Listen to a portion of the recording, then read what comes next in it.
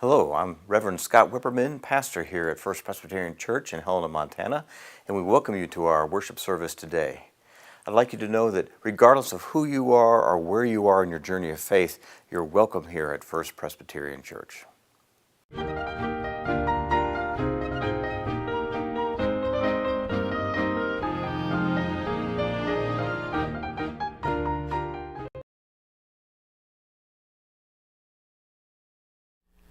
Now, when Jesus saw the crowds, he went up on a mountainside and sat down.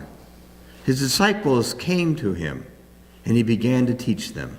He said, "Blessed are the poor in spirit, for theirs is the kingdom of heaven. Blessed are those who mourn, for they will be comforted.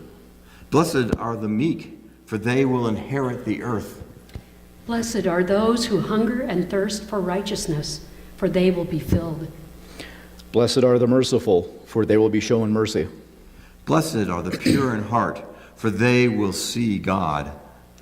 Blessed are the peacemakers, for they will be called children of God.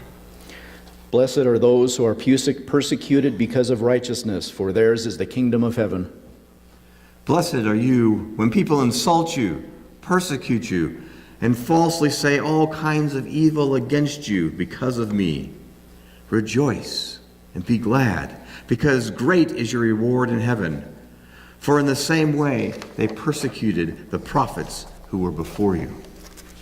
The word of the Lord. Thanks be to God.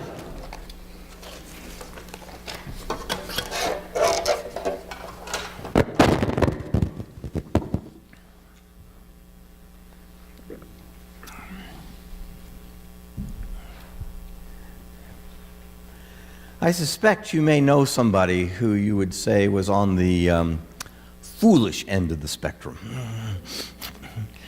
And you probably also know someone who you might say was on the wise end of the spectrum. And my suspicion is that these two people that you know don't walk in the same circle. But sometimes foolishness and wisdom are neighbors. Sometimes they're very close neighbors. In our Matthew reading, Jesus sees a crowd and goes up on a mountainside, and his disciples follow him. Now, this probably includes some people from the crowd, that they followed him up on the mountainside. So here is Jesus on the mountainside with his disciples and other followers, and he sees this as a teaching moment. And he begins the Sermon on the Mount. He begins with the Beatitudes. And there's a lot of blesseds here. And blessed certainly connotes joy, but it is more than just happiness. There's more spirituality to it than just that. But there is joy in being blessed. And he starts out, "Blessed are the poor in spirit." Now in Luke, in the Sermon on the Plain, Luke just says, "Blessed are the poor." And they, without wealth, are blessed as well. But here, in this teaching, Jesus says, "Blessed are the poor in spirit." And poor in spirit doesn't mean that they are without spirit, that they are lacking in faith. Poor in spirit here means that you come before God knowing that you're bringing nothing. That all you have is from God. That you come before God humbly. That you come before God in recognition of your dependence upon God. And then Jesus goes through more blesseds. Blessed are those who mourn. Blessed are the meek. Blessed are those who hunger and thirst for righteousness. Blessed are the merciful. Blessed are the pure in heart. Blessed are the peacemakers. Blessed are those who are persecuted for righteousness. Blessed are you when people insult you, persecute you, and falsely say all kinds of evil against you because of me. Now often, when we're out there doing just acts, when we're doing works of Christ, others get upset. It seems kind of strange, doesn't it? And frequently, this is because the work we're doing is shining a not so pleasant light on the work they're doing. And so out of defense, they put us down. They try to diminish what it is that we are doing. This is quite a list. Now, theologians have a lot to say about the Sermon on the Mount and the Beatitudes. And it differs from theologian to theologian. Carl Stang said that basically we can't do these things, that the Sermon on the Mount only convicts us of our sinfulness. Only a perfect person could do this, a person like Jesus Christ. So Christ is really talking to himself in the Sermon on the Mount, and we don't really have to pay a whole lot of attention to it. Edward Thurston said, "It's not that we ourselves change our lives, undertaking perhaps to fulfill the law. The law is not fulfilled through us, but for us by Jesus." i.e., we don't have to follow the Sermon on the Mount. Christ has done it for us. Karl Bornhauser said, "The fulfillment of these demands are expected only from Jesus' disciples." And here he is using the term disciple synonymous with apostle, with the 12. And Hans Windisch says that he insists that Jesus intended us to live his commands, but we don't. And therefore we can't comprehend them. We can't understand what Jesus meant by his words on the Sermon on the Mount. But as he goes on and talks further, somehow Windisch gets himself in a position of being able to correct Jesus' assumptions of the world due to his own superior understanding of God's will. He then interprets the commands for us from his insights. Then there's Johannes Müller. The way to a lively understanding of the Sermon on the Mount involves three fundamental transpositions. First, one must translate it into, or must Germanize the Sermon on the Mount to get rid of its Jewishness. Second, one must contemporize it to abstract it from the ballast of historical tradition. And finally, one must individualize its universal truth so that it becomes a personal event. Now, given that I don't speak German, I kind of lose out on the first strike here. But I choose to listen to another theologian, to Dietrich Bonhoeffer, who said, "Humanly speaking, we could understand and interpret the Sermon on the Mount in 1,000 different ways.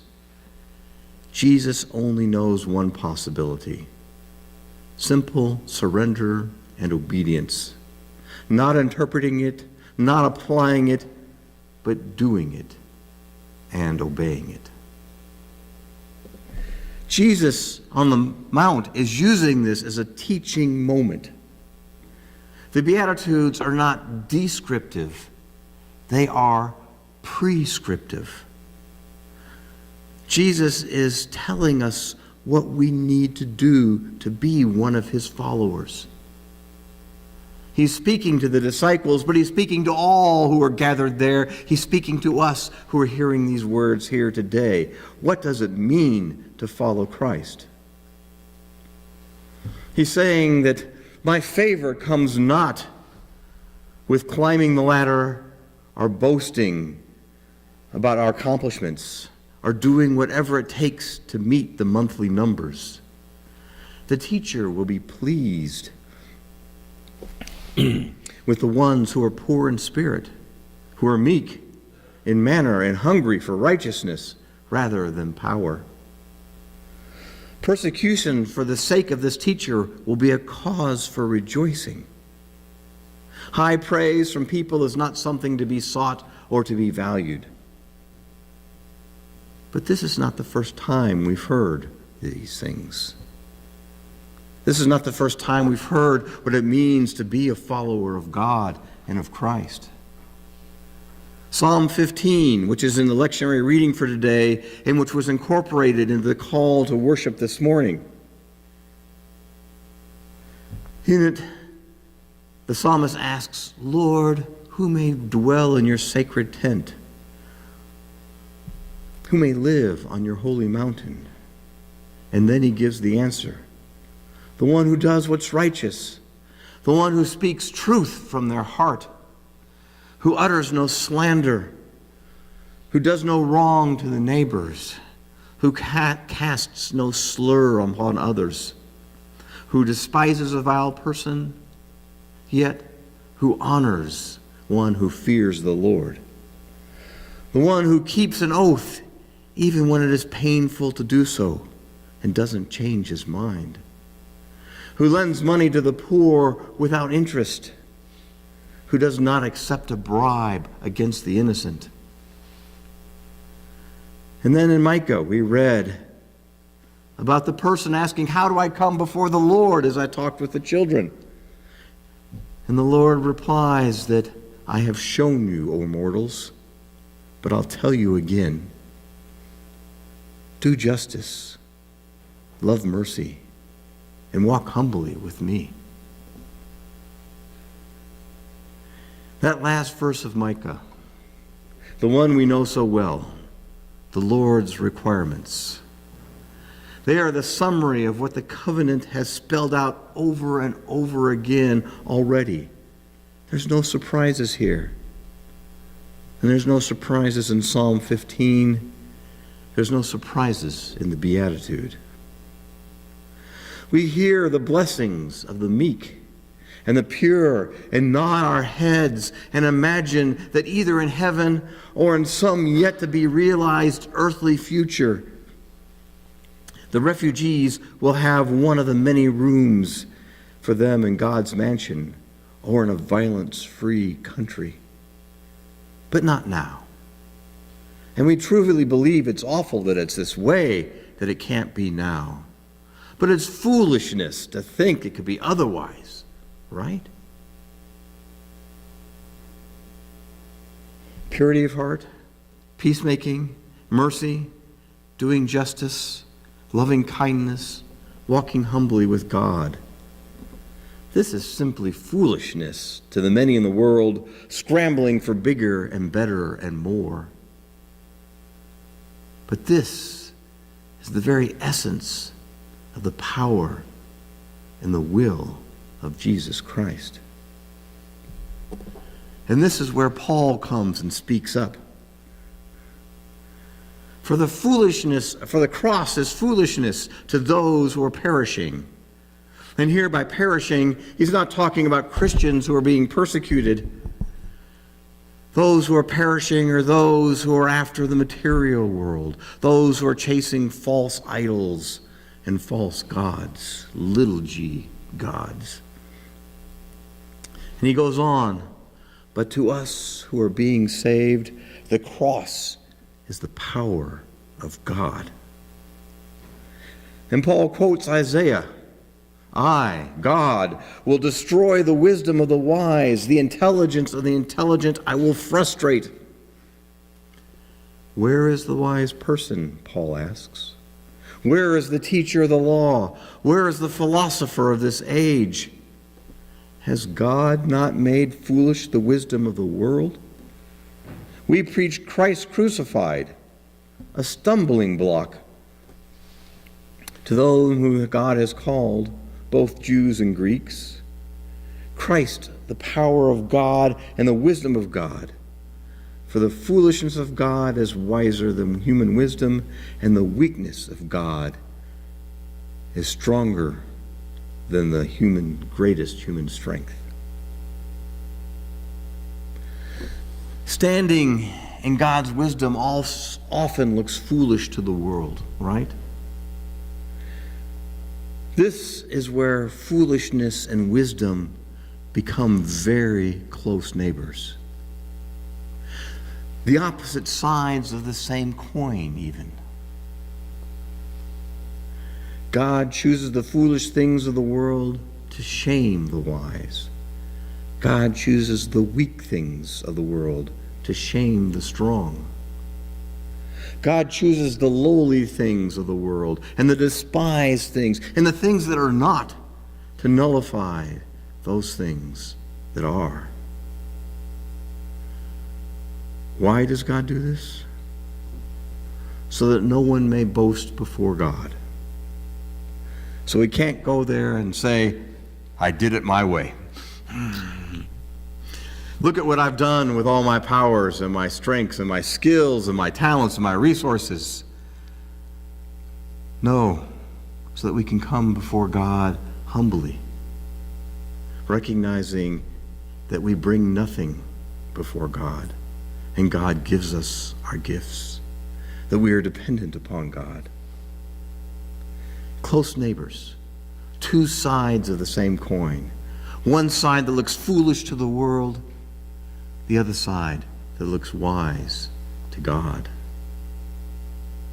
and who is actually wise. Of course, in this community, there are some other coins. Those who look wise to the world on one side and foolish to God on the other side. Jesus, in a teaching moment, hands out the job description to be a follower of Christ. Do what is righteous. Speak the truth. Harm no neighbor. Keep your promises. Lend to the poor without interest. Do justice. Love kindness. Walk humbly with God. Be poor of spirit, pure of heart, meek, merciful, make peace, mourn, hunger for righteousness, be persecuted and insulted, all the while keeping a smile on your face. Not a smug smile, a loving smile. And are you willing to be fool enough to accept this job description, to take this position of following Christ? I suspect that given that you're sitting here this morning, there's a very good chance that you are willing to do that. But be prepared. The pay is lousy. People are going to call you a fool behind your back and to your face. You'll be passed over. You'll be persecuted for doing what is just, particularly by those who are unjust. And you won't be on the top rung of any social ladder. And not only that, but you will be in the kingdom of heaven. Comforted, you will inherit the earth. You will be filled. You will be shown mercy. You will see God and be called a child of God. You will be called wise by our Lord. Additionally, great will your reward be in heaven. And if you think heaven is just a post-death reality, think again. But that's another sermon.